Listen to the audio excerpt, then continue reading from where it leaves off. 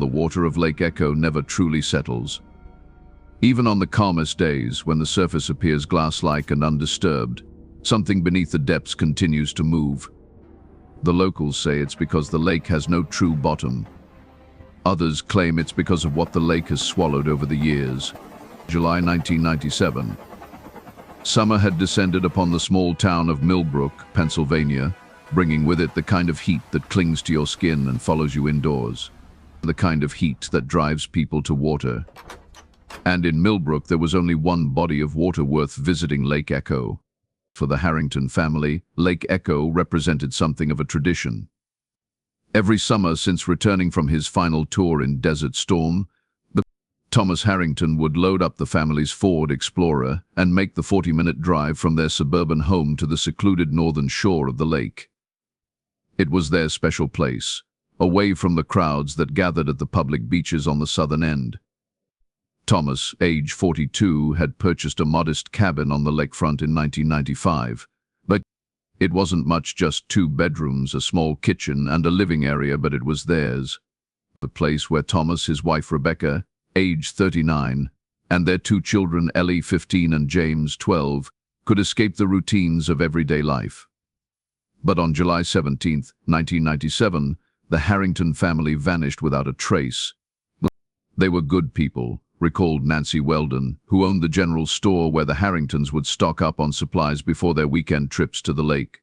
Thomas always bought the same things. On a case of beer, hot dogs, marshmallows for the kids. Rebecca would grab a paperback from our little book section. That weekend wasn't any different. Except it was different. Security camera footage from Weldon's store, grainy and time-stamped 4:17 p.m., July 17, 1997, captured the last known images of the Harrington family. Thomas wearing a faded U.S. Army cap and sunglasses. Rebecca, her blonde hair pulled back in a ponytail, flipping through a romance novel near the register. James, excitedly showing his sister something he'd found in the candy aisle. They paid for their groceries at 4:23 p.m. By 4:30 p.m., the family's Explorer was pulling out of the parking lot, heading north toward Lake Echo. And then, nothing.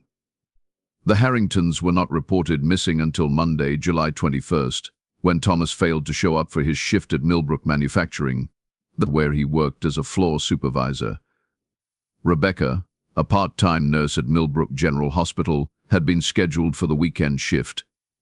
Her supervisor, Donna Pierce, had received a call early Saturday morning from someone claiming to be Rebecca, saying she had come down with food poisoning and couldn't make it in. "I didn't think anything of it at the time," Pierce told investigators. "It sounded like her. She apologized, said she'd pick up an extra shift to make up for it. That was very like Rebecca.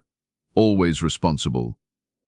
But as investigators would later discover, the call had been placed from a payphone at a gas station 15 miles from Lake Echo.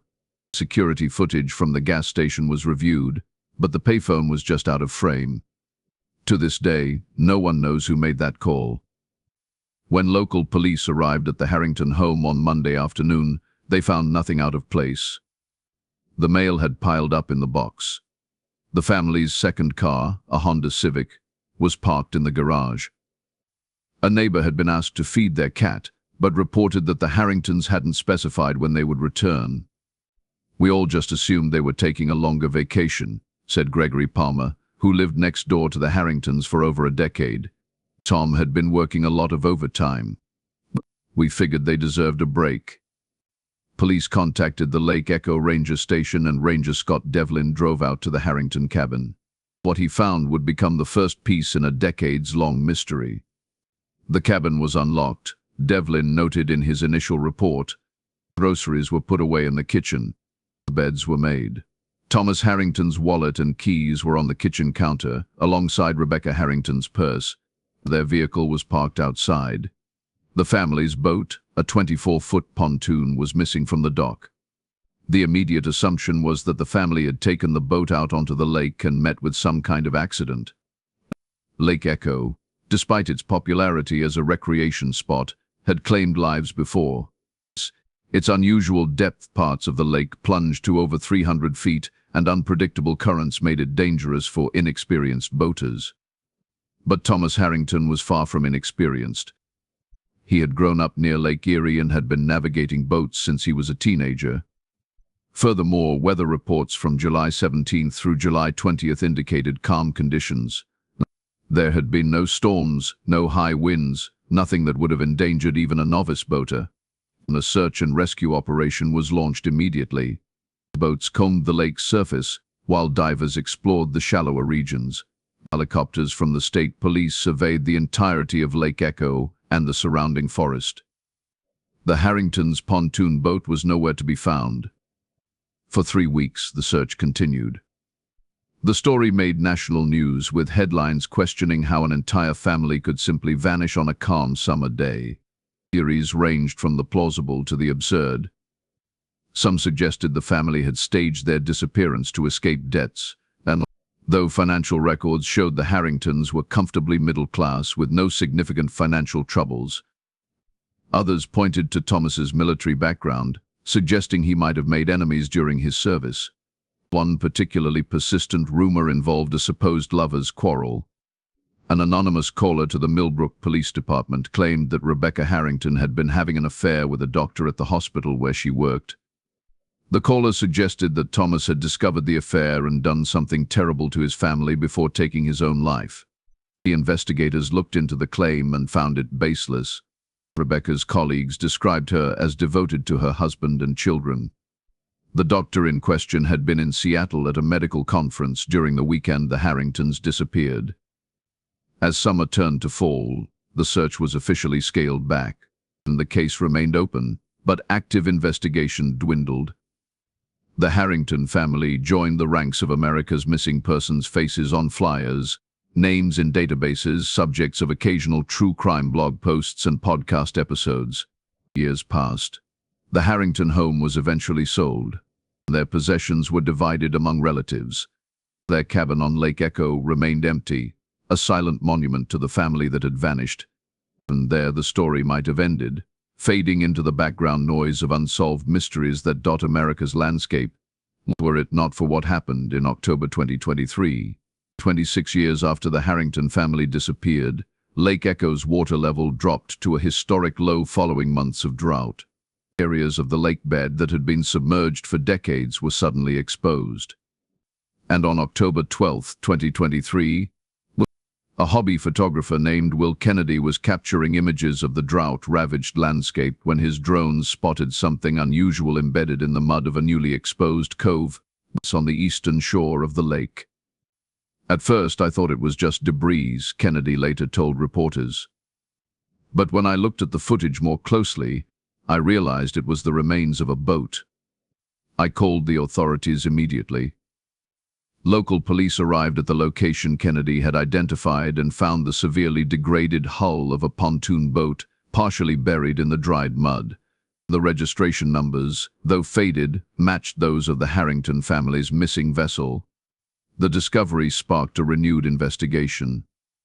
The FBI was called in, and a team of forensic experts descended on Lake Echo.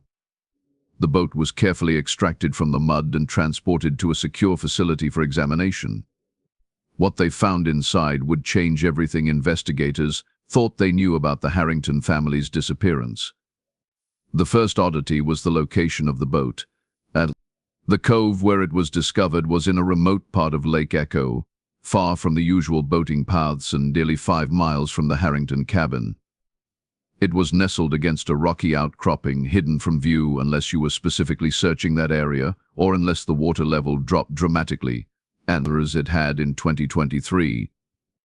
It appears the boat was deliberately hidden, said FBI Special Agent Diana Mercer, who led the new investigation. This wasn't a case of a boat drifting after an accident. Someone navigated it into this cove intentionally, and the condition of the boat raised further questions. There was no significant damage that would indicate a collision or capsizing. The engine was intact, though thoroughly corroded after decades underwater. Most puzzling of all, the boat's drain plug had been removed. This small but crucial component, when removed, allows water to enter the boat, a standard procedure when removing a boat from the water for transport or storage, but never while the boat is in use on a lake. Whoever left this boat here wanted it to sink, Agent Mercer concluded.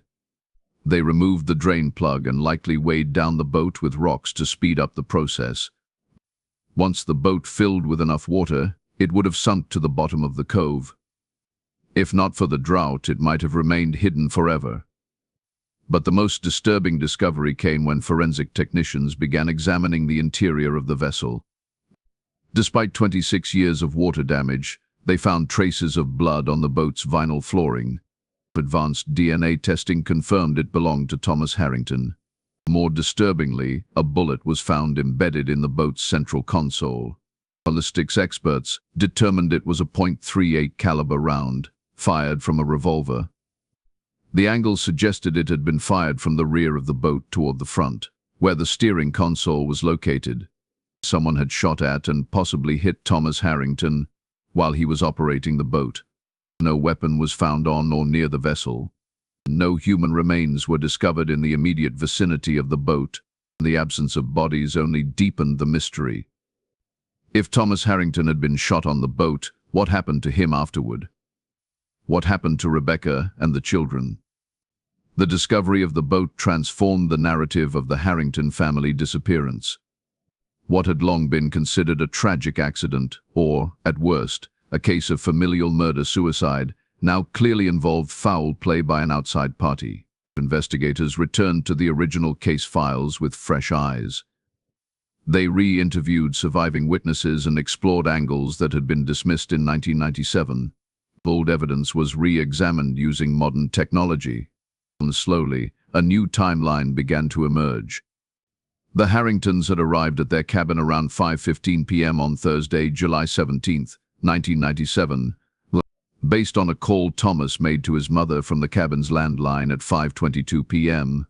On that call, which lasted just under 4 minutes, Thomas mentioned that the family was planning to take the boat out after dinner for some evening fishing. A neighbor at a nearby cabin reported seeing lights on at the Harrington place until approximately 10:30 p.m. Another witness, a teenager who had been camping with friends near the lake, recalled seeing a boat out on the water around 11:15 p.m., its navigation lights visible against the darkness. He couldn't confirm it was the Harringtons' pontoon, but the timing aligned with the family's known plans. What happened after that remained unclear until investigators made another breakthrough, this one from an unexpected source. In reviewing Thomas Harrington's military records, Agent Mercer discovered something that the original investigation had missed. During his service in Desert Storm, Thomas had been part of a unit that had encountered and confiscated a large cache of gold and artifacts looted from Kuwaiti museums by Iraqi forces. The official record stated that all items had been catalogued and returned to Kuwait after the war, but Agent Mercer found a discrepancy. A small notebook, discovered among Thomas's personal effects in the cabin, they contained a series of numbers and coordinates that made little sense until compared with the inventory of the recovered Kuwaiti artifacts. 3 items on that inventory: a gold ceremonial dagger, a platinum and diamond necklace, and a small gold figurine had been logged as damaged beyond repair and marked for disposal. Agent Mercer suspected these items had never been disposed of at all. The coordinates in Thomas's notebook corresponded to a location in the densest part of the forest surrounding Lake Echo. We believe Thomas Harrington may have smuggled these artifacts back to the United States after his tour, Agent Mercer theorized. And the total value, even in 1991, would have been in the millions. Today, those items would be worth considerably more. This theory opened up an entirely new avenue of investigation. If Thomas had stolen valuable artifacts during his military service, who else knew about it? Had someone come looking for them?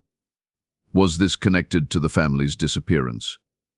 The FBI organized a search of the location indicated by the coordinates in Thomas's notebook.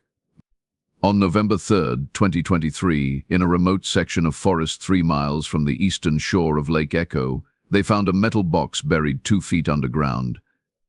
The box was empty, but soil analysis indicated it had been dug up and reburied at least once, possibly around the time of the Harringtons' disappearance.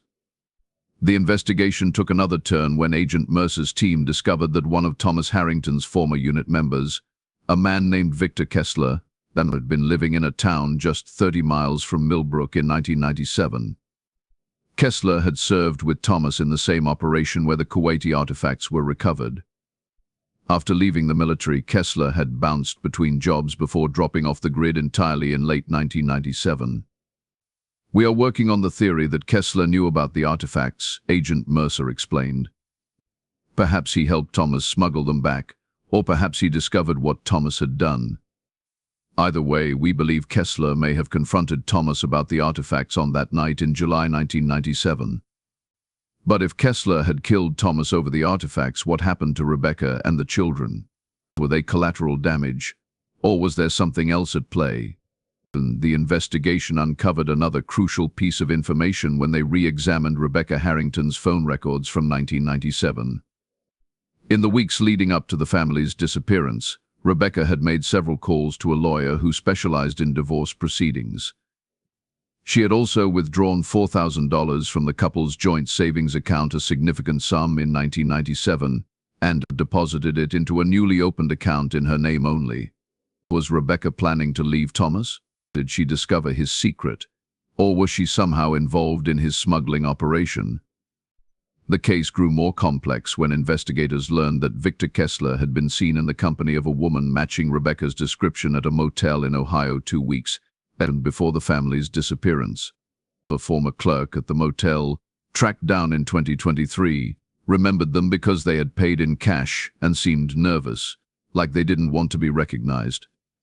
This revelation suggested the unthinkable that Rebecca Harrington might have been conspiring with Victor Kessler. But to what end? Was she planning to leave Thomas and take her share of the smuggled artifacts? Or was there a deeper connection between Rebecca and Kessler that predated her marriage to Thomas? As the FBI dug deeper into Rebecca's background, they discovered that she and Kessler had attended the same high school in Ohio, graduating 3 years apart. There was no evidence they had known each other well, but the connection was too coincidental to ignore. The investigation took yet another unexpected turn when a retired nurse who had worked with Rebecca came forward with information she had withheld in 1997. The nurse, Patricia Dixon, claimed that in the months before the disappearance, Rebecca had confided in her about disturbing changes in Thomas's behavior. "She told me he was having nightmares, violent ones," Dixon recalled. "He'd wake up screaming in Arabic, though he'd never learned the language. He started keeping a gun under his pillow. Once she found him sleepwalking in the backyard, digging a hole at 3 in the morning. These details painted a picture of a man struggling with post-traumatic stress, common among veterans but potentially exacerbated by guilt over his theft of the artifacts. According to Dixon, Rebecca had been increasingly concerned about Thomas's mental state and its potential impact on their children. She loved him, Dixon insisted, but she was scared, not just for herself, but for Ellie and James. "The last time I spoke to her, about a week before they disappeared, she told me she was going to confront him about getting help. She said, 'One way or another, this ends at the lake this weekend.'" Those words, "this ends at the lake this weekend," took on an ominous new meaning in light of the discovered boat and the evidence of violence it contained. By December 2023, the FBI had developed a working theory of what might have happened to the Harrington family. They believed that Thomas, Rebecca, and the children had indeed gone out on the boat that evening of July 17, 1997. Whether Rebecca had planned to confront Thomas about his mental health, his stolen artifacts, or her knowledge of both remained unclear. What seemed increasingly likely was that Victor Kessler had been waiting for them, perhaps at the remote cove where the boat was eventually found. A confrontation ensued, during which Thomas was shot. The bullet found in the console suggested Thomas had been at the helm when the shot was fired, possibly attempting to flee. But this theory still didn't explain the most pressing question: where were the bodies of the Harrington family? Lake Echo had been thoroughly searched in 1997, and again following the discovery of the boat in 2023, but no human remains were found. The investigation took a surprising direction when Agent Mercer's team began exploring a series of caves in the hills overlooking the eastern shore of Lake Echo, Idea where the boat had been found. These caves, known locally as the echo chambers, due to their unusual acoustic properties, had been used by indigenous tribes long before European settlement and later as hideouts during Prohibition. Some of these caves extended deep into the hillside, with passages that narrowed to the point where modern exploration was difficult. Old mining records indicated that some might connect to abandoned iron mines that dotted the region. Had someone familiar with these caves used them to dispose of evidence or bodies? The FBI brought in specialized cave exploration teams and cadaver dogs trained to detect human remains even decades after death. Their search revealed something unexpected in one of the deepest caves. Carved into a wall, partially obscured by mineral deposits, was a series of letters and numbers. Forensic analysts determined the carving was consistent with having been made around the time of the Harringtons' disappearance. The meaning seemed clear enough. RH likely referred to Rebecca Harrington and J to her son James. The 97 indicated the year, 1997. VK almost certainly stood for Victor Kessler. But what did AS mean? Arizona. Agent Mercer's team began searching records for any connection between Victor Kessler and Arizona following the Harringtons' disappearance. What they found shocked everyone involved in the investigation. In January 1998, approximately 6 months after the Harrington family vanished, a woman named Rachel Holloway and her son Jordan, ages 40 and 13 respectively, had moved to Tucson, Arizona. Rachel worked as a nurse at a local hospital. Jordan was enrolled in the local middle school. School photographs of Jordan Holloway bore an uncanny resemblance to James Harrington, allowing for normal adolescent development. Rachel Holloway had no photographs on file at the hospital where she worked, having consistently avoided staff pictures due to what colleagues described as religious reasons. The Holloways lived quietly in Tucson for 3 years before moving again, this time to California. Their trail went cold after 2001, with no further records found under those names. We believe Rebecca and James Harrington survived whatever happened on Lake Echo that night, Agent Mercer stated. We believe they assumed new identities, possibly with the help of Victor Kessler, and fled to Arizona. What happened to Thomas Harrington and his daughter Ellie remains unknown, but the evidence suggests they may not have survived the confrontation on the boat. But this theory, compelling as it was, raised even more questions. If Rebecca and James had survived and assumed new identities, were they victims fleeing for their lives or accomplices in whatever happened on the lake? Had Rebecca been having an affair with Kessler all along, using her husband's stolen artifacts as a means to start a new life? Or had she and James been kidnapped by Kessler, forced to assume new identities under duress? And what about Ellie Harrington? The 15-year-old girl had vanished along with the rest of her family. If Rebecca and James had escaped to Arizona, what had happened to Ellie? Had she been killed alongside her father? Or was there another explanation for her absence from the Arizona records? As 2023 drew to a close, the investigation into the Harrington family's disappearance had generated more questions than answers. The discovery of the boat had transformed a decades-old missing persons case into an active criminal investigation involving theft, conspiracy, and possible murder. But the most crucial pieces of the puzzle remained elusive. No bodies had been found. Victor Kessler's whereabouts were unknown. The Kuwaiti artifacts, if they existed, had never surfaced in any known market for stolen antiquities. And somewhere, possibly still alive, and Rebecca and James Harrington, or the people they had become, might hold the answers to one of the most perplexing mysteries in recent American history. In January 2024, the FBI released age-progressed images of what Rebecca and James Harrington might look like today. Rebecca would be in her mid-60s. James would be approaching 40. These images were distributed nationwide with special attention to Arizona and California. The investigation continues, fueled by the tantalizing clues found in and around Lake Echo.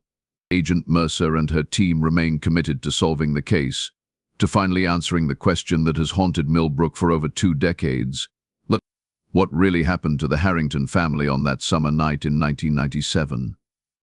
As the search expands, one thing becomes increasingly clear: the waters of Lake Echo may have given up one secret, but many more remain hidden beneath its ever-moving surface. In the small conference room at the FBI field office in Pittsburgh hummed with tension. Agent Diana Mercer stood before a wall covered in photographs, timelines, and maps, the visual representation of 6 months of intensive investigation into the Harrington family disappearance. Behind her, a team of investigators sat in silence, processing the latest development in a case that continued to defy conventional explanation. "We found her," Mercer announced, pinning a new photograph to the center of the board. Ellie Harrington. Lie Harrington. The photograph showed a woman in her early 40s, with auburn hair cut in a practical bob. She stood on the porch of a modest home, gardening tools visible in the background. She looked ordinary and unremarkable, except for the unmistakable resemblance to the age-progressed images the FBI had created of what Thomas and Rebecca Harrington's daughter might look like today. Her name is now Elizabeth Carson.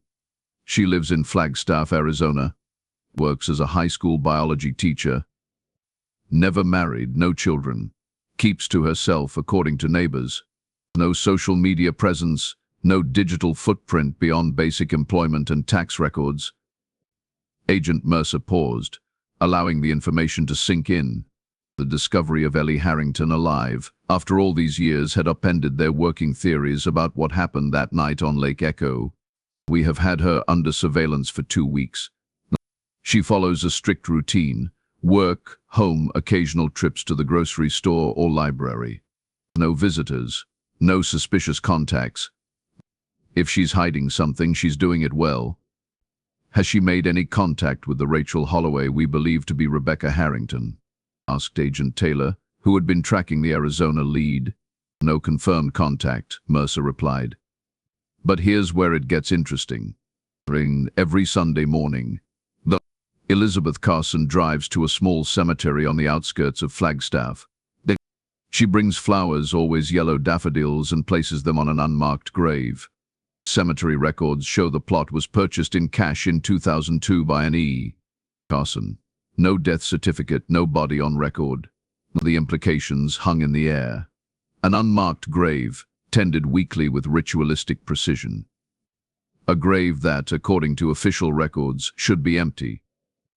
"We need to know what's in that grave," said Assistant Director Powell, who had been overseeing the case since its reopening. "We need to talk to Elizabeth Carson." The decision was made to approach Ellie Harrington, now Elizabeth Carson, directly. The potential risks were significant.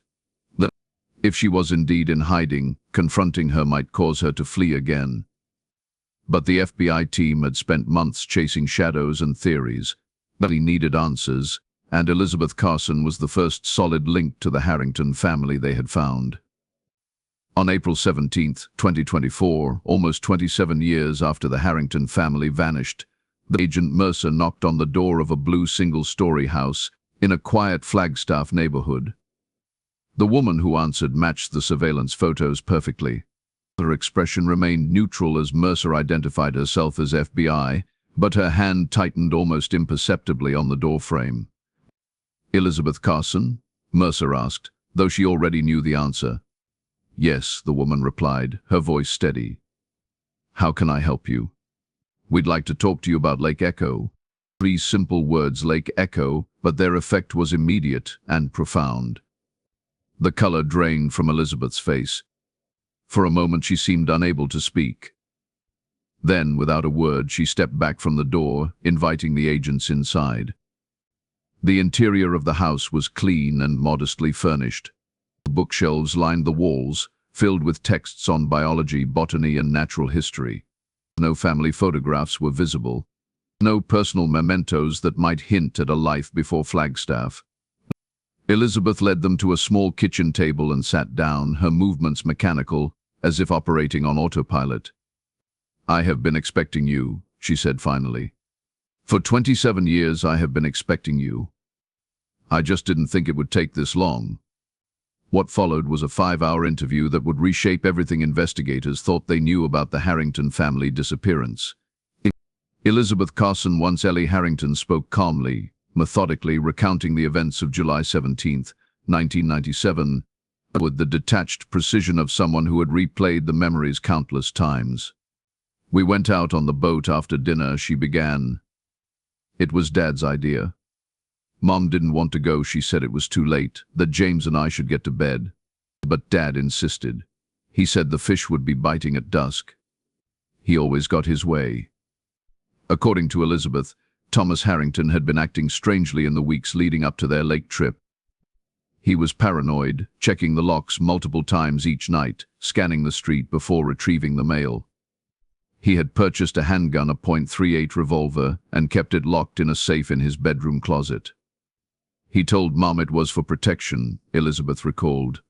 She asked, "Protection from what?" He never gave her a straight answer. On the night of July 17th, Thomas had insisted on taking the boat to a remote part of the lake, far from their usual fishing spots. He cut the engine in a secluded cove, the same cove where the boat would be discovered 26 years later, and retrieved a waterproof bag from beneath one of the seats. He opened the bag and showed us what was inside. Gold, jewelry, things I'd never seen before. He said they were our insurance policy, that he'd kept them safe for years, waiting for the right time.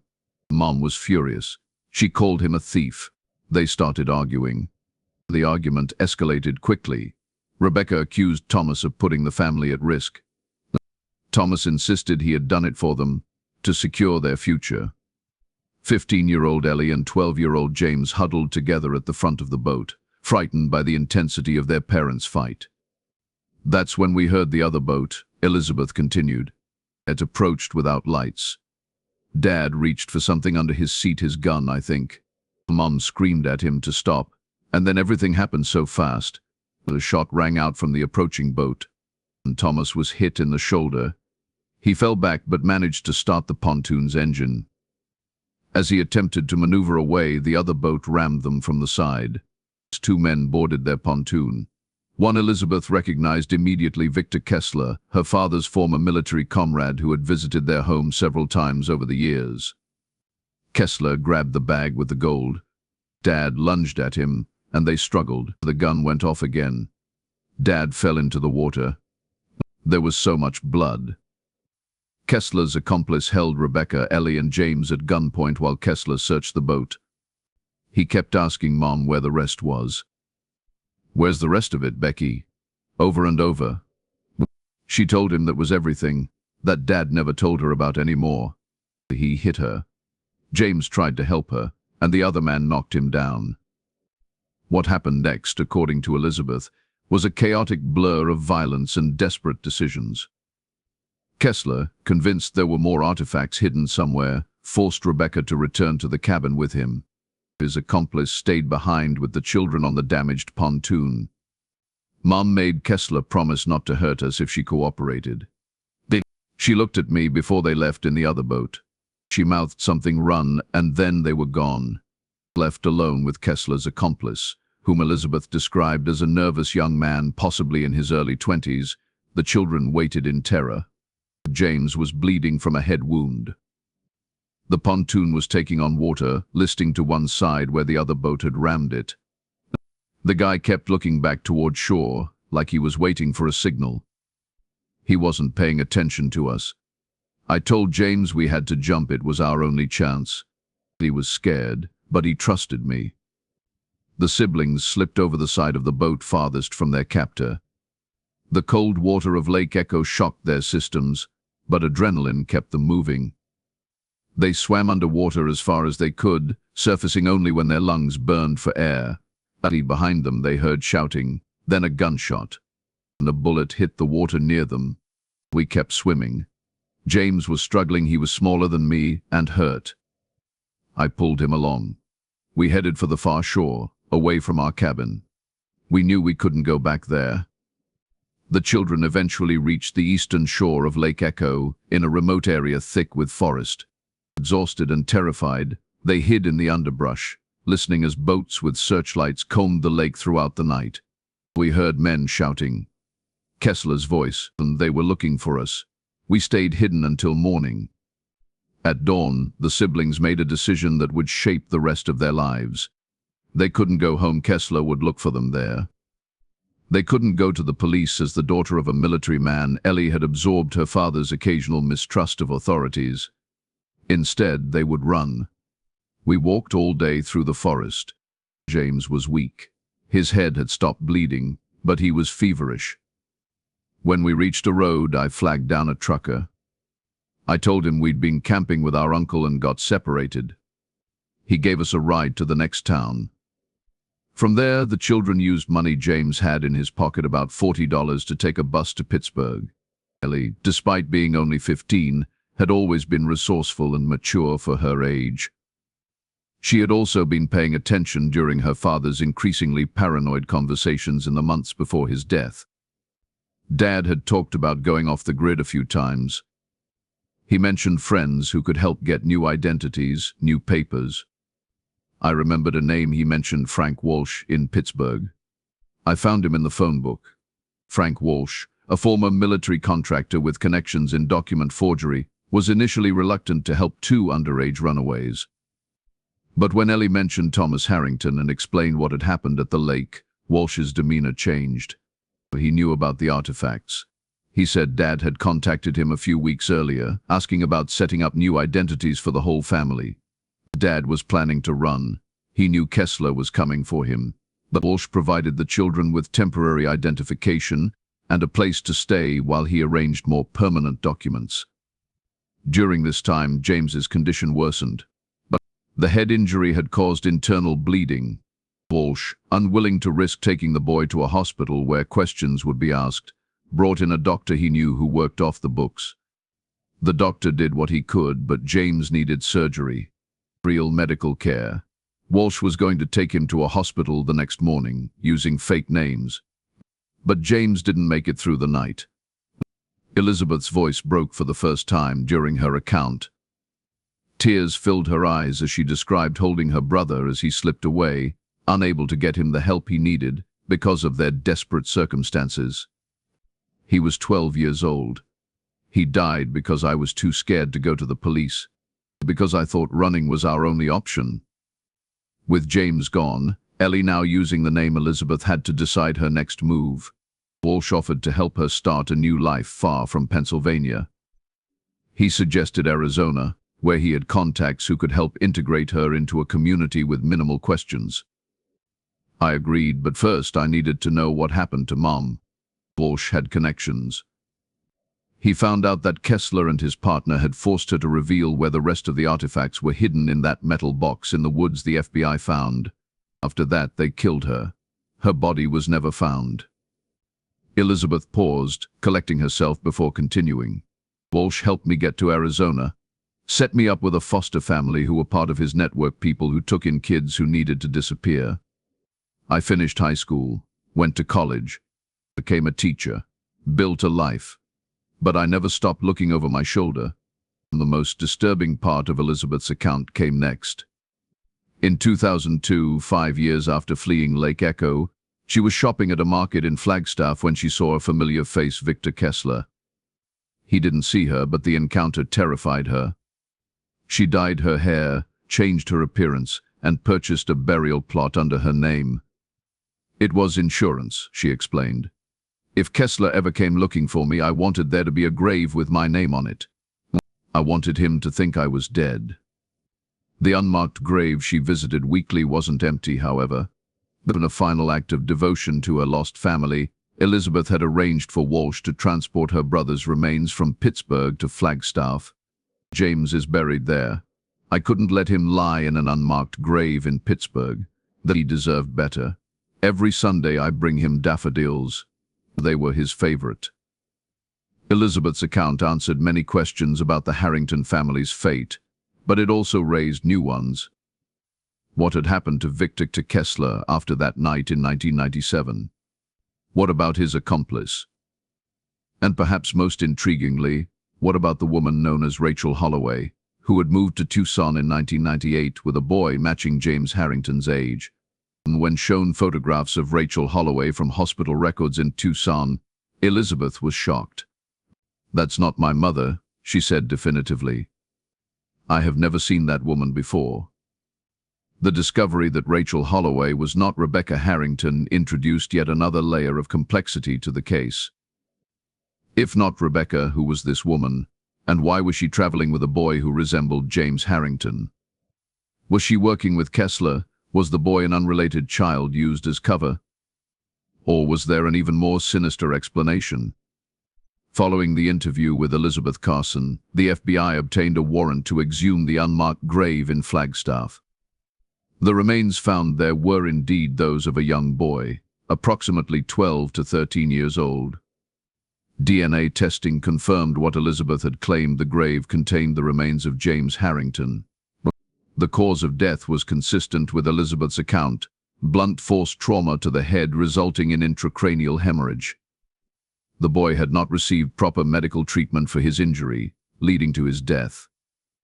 With this confirmation, the FBI intensified their search for Victor Kessler and the mysterious Rachel Holloway.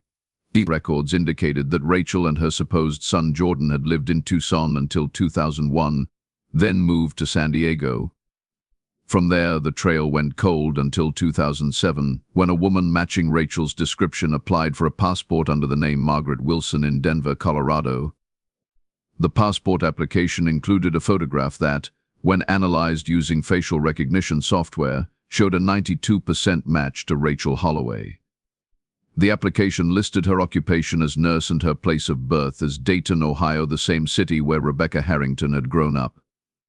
We believe Rachel Holloway, now possibly known as Margaret Wilson, was connected to Kessler, Agent Mercer explained during a briefing.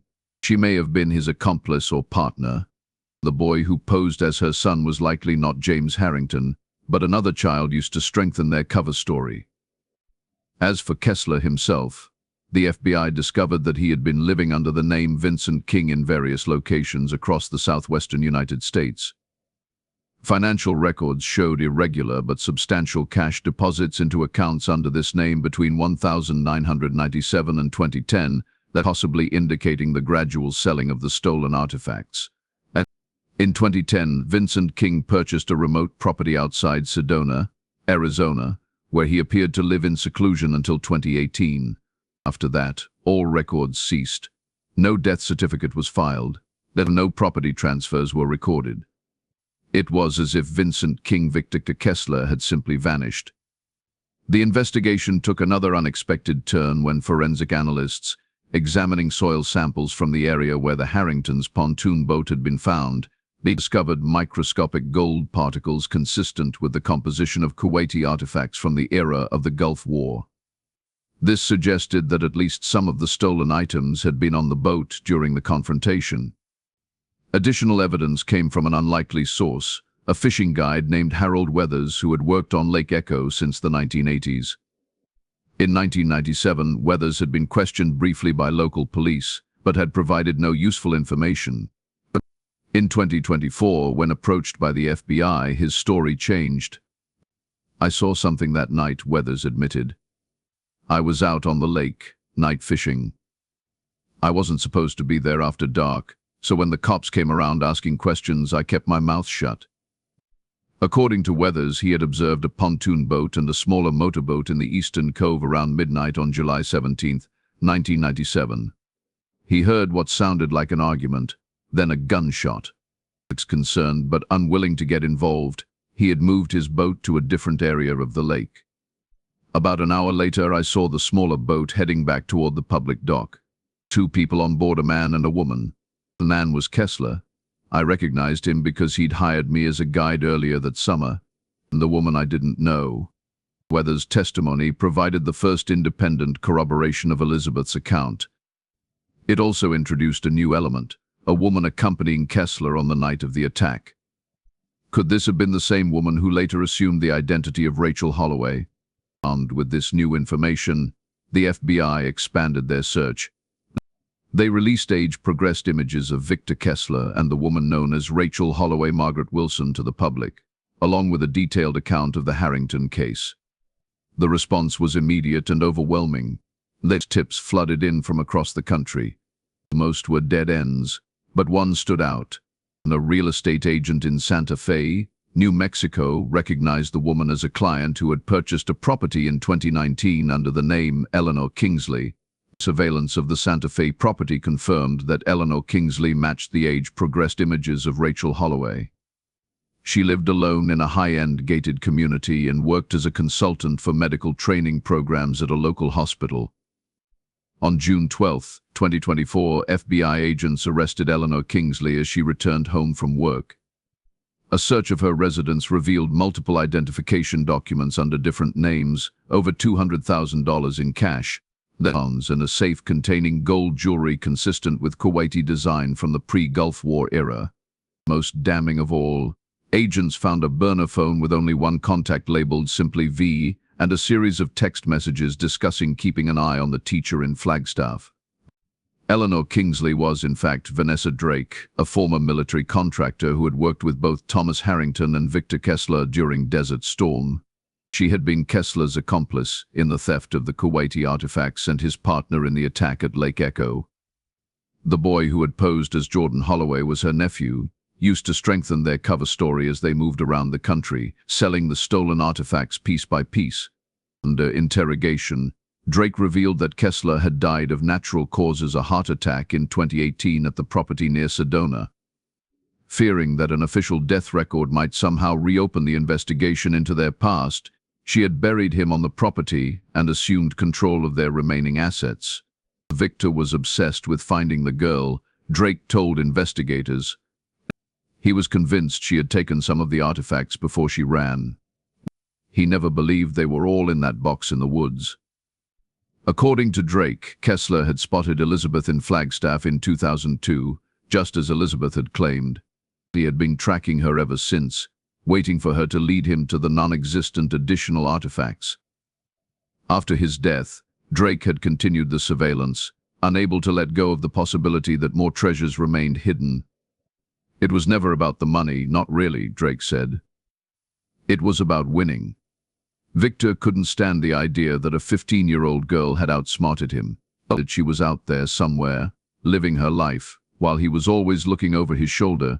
With Drake's arrest and confession, the main pieces of the Harrington family mystery finally fell into place.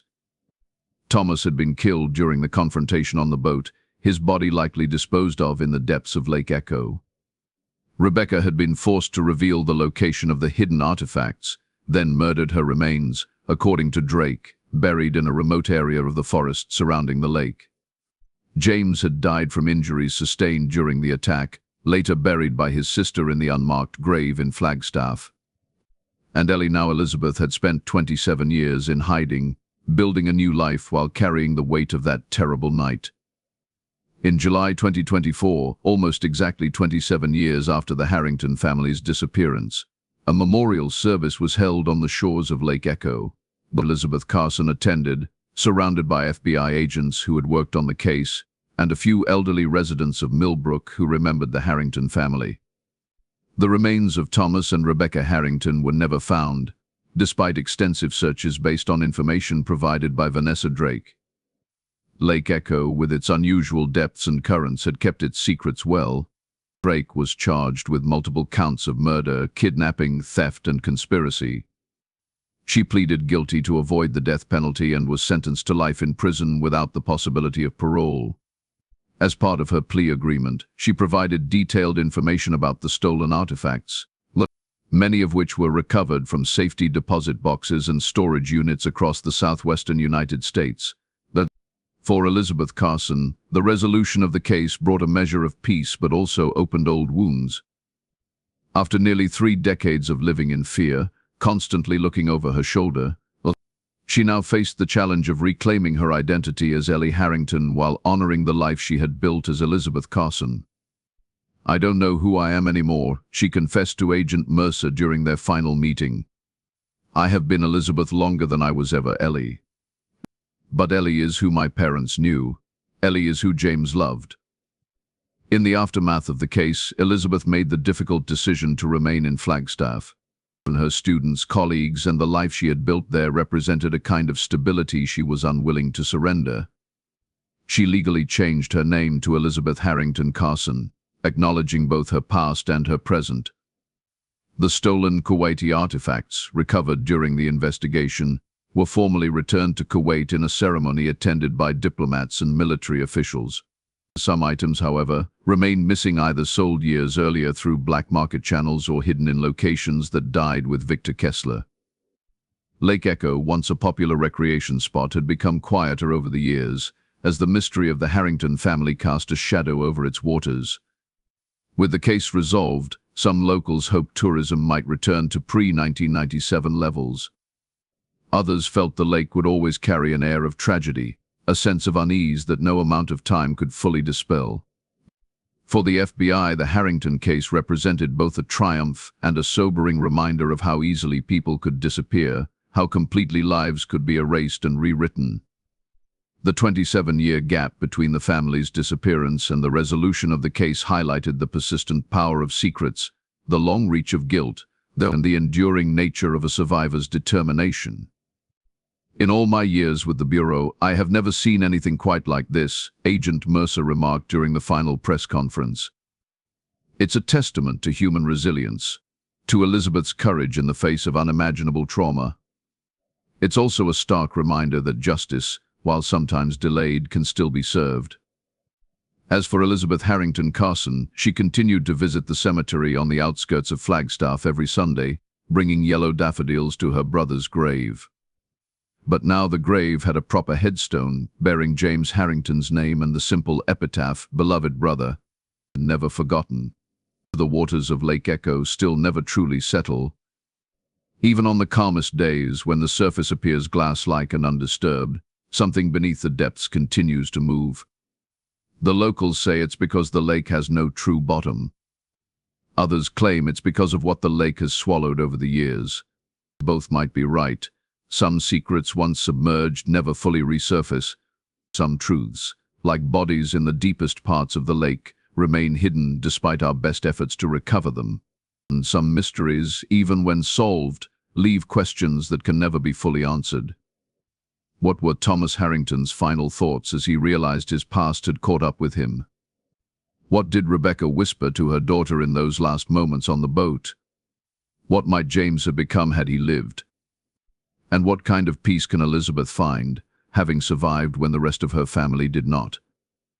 These are the questions that linger, like ripples across Lake Echo's surface, visible for a moment, then gone, leaving the water changed in ways too subtle to perceive. The case of the Harrington family may be closed in the official records of the FBI, filed away among the solved mysteries of America's past. But for those who lived through it, for those who piece together its scattered fragments, and for those who visit Lake Echo and feel a chill despite the summer sun, the story continues to resonate. It reminds us that beneath the calm surface of ordinary lives, a veteran and his family enjoying a summer evening on a lake, currents of danger, desperation, and darkness may be moving, unseen until they break the surface with sudden, devastating force. And it teaches us that even after such a breaking, after lives are shattered and scattered like reflections on disturbed water, something remains, something endures. For Elizabeth Harrington Carson, that something was the truth, painful, complicated, but finally acknowledged after 27 years of silence. The boat found at the bottom of Lake Echo had revealed its secrets at last. The rest would remain beneath the waters, part of the lake's enduring mystery, stirring below the surface, moving always, like memory itself, never quite settled, and never quite still.